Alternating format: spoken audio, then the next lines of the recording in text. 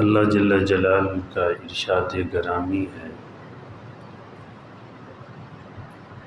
جو نیک عمل کرے اپنے لیے کرتا ہے، اور جو برا عمل کرتا ہے اس کا بھی وبال اسی پہ ہے۔ وما ربک بظلام للعبید، اور آپ کا رب بندوں پہ ظلم نہیں کرتا ذرا برابر بھی۔ تو نیکی کا ایک نقد بدلہ ہے، برائی کی ایک نقد سزا ہے، ایک آخرت کی ایک دنیا کی۔ اور جو نیکی کرتا ہے اس کی نقد جزا بدلہ اس کا، نیکی کرنے والے کا دل اطمینان میں ہوتا ہے۔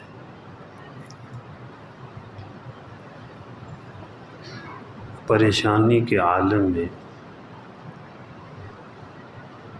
اور مخالفت اور زمانے کی دشمنیوں کے عالم میں اگر نیکی کرتا ہے تو اس کا دل مطمئن ہوتا ہے۔ نیکی کرنے والا اس کی روح کو ایک اطمینان اور سکون حاصل ہوتا ہے۔ یہ نقد بدلہ ہے، علماء نے فرمایا۔ اور برائی کرنے والا کبھی بھی اطمینان میں نہیں ہوتا، پریشان ہوتا ہے، برائی کر کے فوراً پریشان ہوتا ہے، سکون اس کو نہیں ملتا، یہ فوراً اس برائی کی سزا ہے۔ لیکن اللہ پاک کتنے لوگوں کی گناہوں سے درگزر فرما دیتے ہیں، وَيَعْفُو عَنْ كَثِيرٍ۔ اللہ پاک فرماتے ہیں کہ جو کوئی برائی کرتا ہے اپنے یہاں جس کے ساتھ جس پر کوئی عذاب آتا ہے تو اس کا اپنا بویا ہوا ہے، ورنہ اللہ پاک تو فوراً پھر بھی نہیں پکڑتے۔ وَيَعْفُو عَنْ كَثِيرٍ، بہت سارے گناہوں سے درگزر فرماتے ہیں، نہیں پکڑتے۔ علماء نے فرمایا کہ برائی پر فوراً پکڑ ہو تو کئی قسموں کی ہو سکتی۔ ایک آدمی نے گناہ کیا ہے، اللہ کی نافرمانی کی ہے، اللہ پاک اس پہ قادر ہیں اس کا رزق بند کر دیں، لیکن نہیں کرتے۔ اللہ پاک اس پر قادر ہیں کہ اس کو کسی بیماری میں فوراً مبتلا کر دیں، کبھی ہو بھی جاتا ہے لیکن پھر بھی موقع دیتے ہیں۔ اللہ پاک اس پر قادر ہیں کہ فوراً اس کو موت دے دیں، لیکن پھر بھی ایک وعدے تک جو اللہ پاک نے اس کو زندگی دی ہے نہیں چھینتے۔ کوئی اور بھی سزا دے سکتے لیکن پھر بھی اللہ پاک ڈھیل دیتے کہ ہو سکتا ہے میرا بندہ توبہ کر لے، اور توبہ کر لے تو اللہ پاک خود بھی راضی ہو جاتے ہیں، اور جتنے گناہ پر گواہ ہوتے ہیں سب کو اللہ پاک بھلا دیتے ہیں وہ برائی۔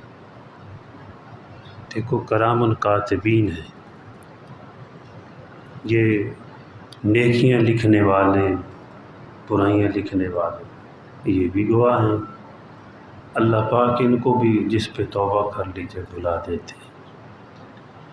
جس مقام پہ کوئی گناہ کرتا ہے وہ مقام بھی اس کو جانتا ہے۔ کل قیامت کے دن یہ زمین اپنی خبریں دے گی کہ اس نے مجھ پر یہ نیکی کی ہے، یہ گناہ کیا اس نے، لیکن اللہ پاک اس مقام کو بھی بھلا دیتے ہیں۔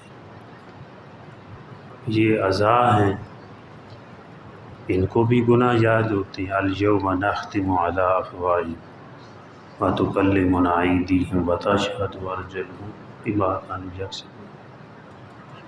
اللہ پاک اذان کو بھی بلا دیتے ہیں. کوئی گواہ ہی نہیں رہتا. جہاں گناہ لکھا ہوتا ہے اپنی قدرت کاملہ سے، فرشتوں کو نہیں فرماتے، اپنی قدرت کاملہ سے وہاں گناہ بھی مٹا دیتی ہے اگر کوئی توبہ کر لے. تو اللہ پاک فرماتے ہیں جو کوئی نیکی کرتا ہے، اچھا کام کرتا ہے، وہ اپنے لیے کرتا ہے، اور جو برائی کرتا ہے اس کا وبال اسی پر ہے. سیدنا علی المرتضیٰ رضی اللہ تعالیٰ عنہ فرماتے تھے میں کسی کے ساتھ نیکی نہیں کرتا، کسی کے ساتھ برائی نہیں کرتا.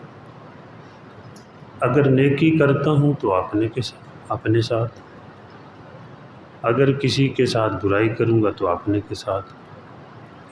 سمجھا رہے.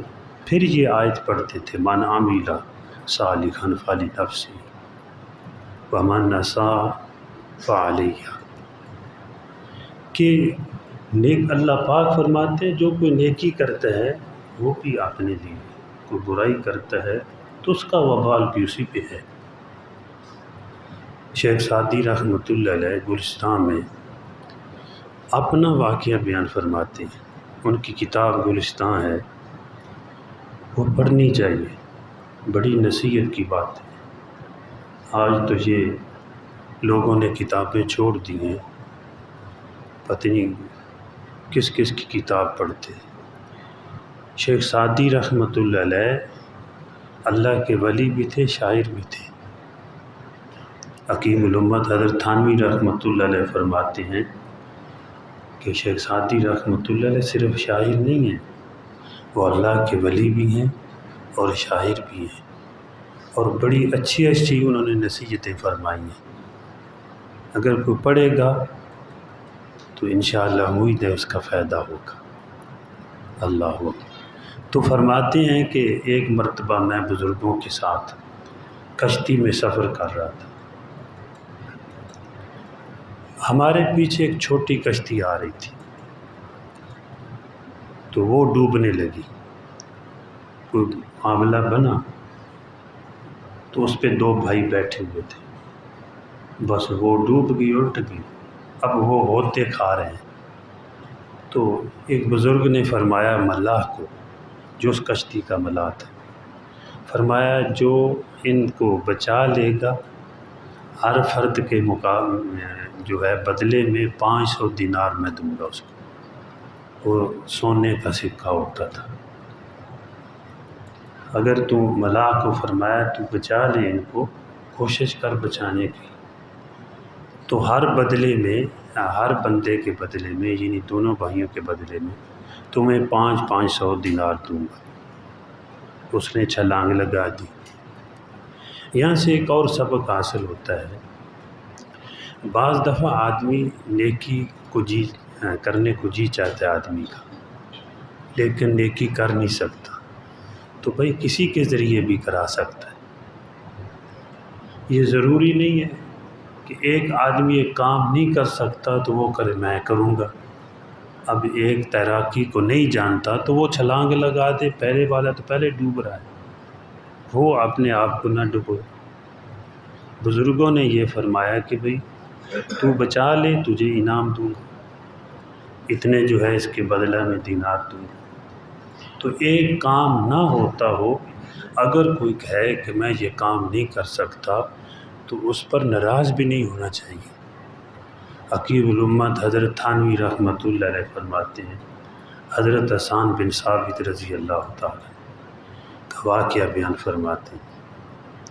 فرماتے ہیں کہ ایک قلعہ میں، حدیث میں ہے، ایک قلعہ میں عورتیں تھیں مسلمانوں کی صرف، اور حضرت حسان بن ثابت رضی اللہ تعالیٰ وہ صرف وہاں پہ تھے، باقی سارے مرد جنگ پہ نکلے ہوئے تھے وہ کافروں کے ساتھ لڑنے کے لیے.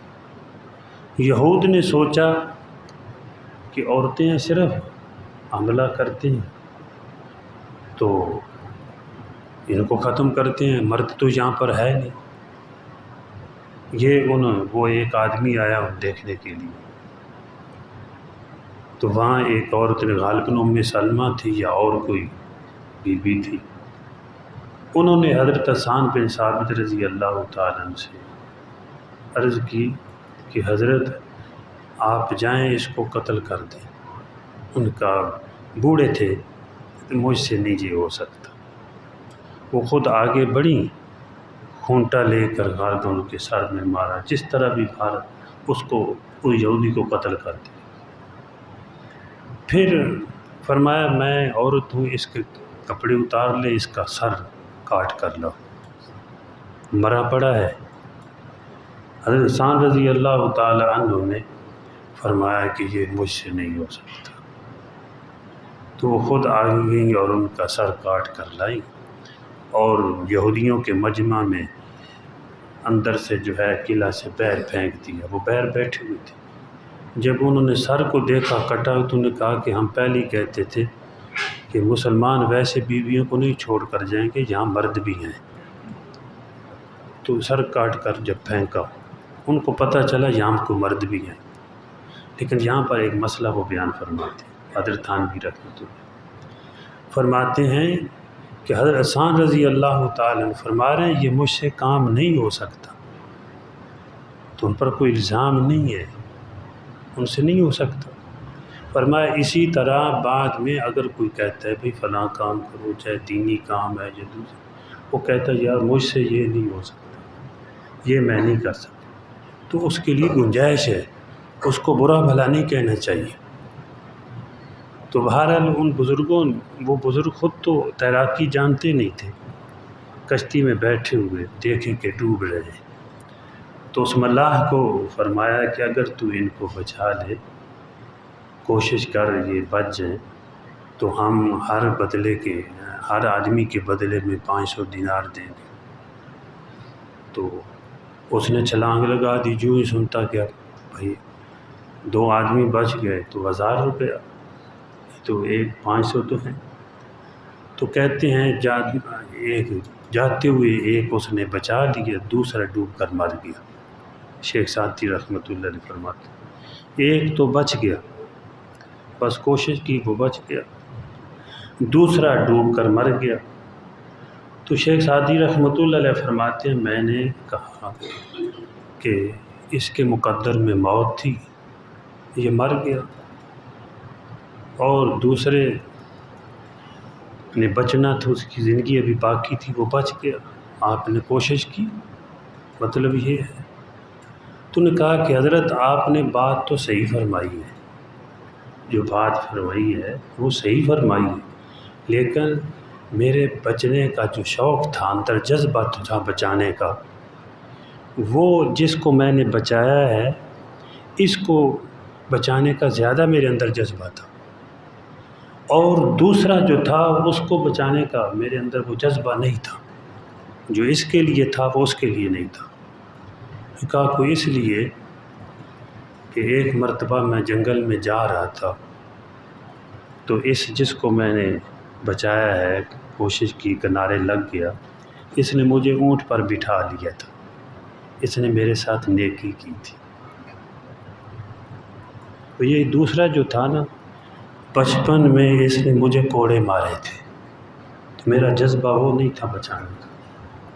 تو شیخ سعدی رحمۃ اللہ علیہ فرماتے ہیں میں نے کہا صدق اللہ تعالی من عمل صالحا فلنفسه ومن اساء فعلیہا، کہ اللہ پاک نے سچ فرمایا ہے جو کوئی نیکی کرتا ہے اپنے لیے اس کا فائدہ اس کو ہے، کوئی برائی کرتا ہے تو اس کا وبال اس پہ ہے۔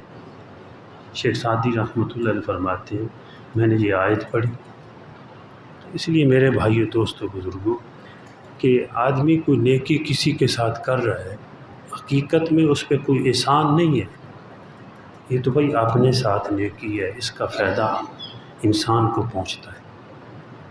ایک وہ حدیث میں آیا ہے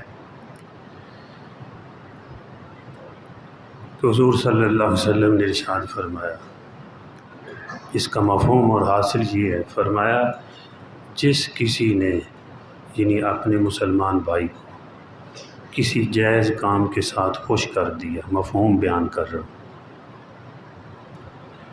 کسی جائز کام کے ساتھ خوش کر دیا، اس نے مجھے خوش کیا، میرے امتی کو خوش کیا۔ انبیاء علیہ السلام اور پھر حضور صلی اللہ علیہ وسلم اپنی امت سے بہت زیادہ محبت کرتے تھے۔ کوئی والد اپنے بچوں سے اتنی محبت نہیں کرتا جتنا کہ حضور صلی اللہ علیہ وسلم اپنی امت سے محبت کرتے ہیں، ہر امتی سے۔ فرمایا جس نے سمجھو میرے امتی کو خوش کر دیا جائز کام کے ساتھ، مفہوم، اس نے مجھے خوش کیا، اور جس نے مجھے خوش کیا اس نے اللہ جل جلالہ کو خوش کیا، اور جس نے اللہ جل جلالہ کو خوش کیا اللہ پاک اس کو جنت عطا فرمائیں گے۔ جنت ملے گی تو خوش ہوں گے نا، مطلب کیا ہے؟ اللہ پاک اس کو خوش کر دیں گے۔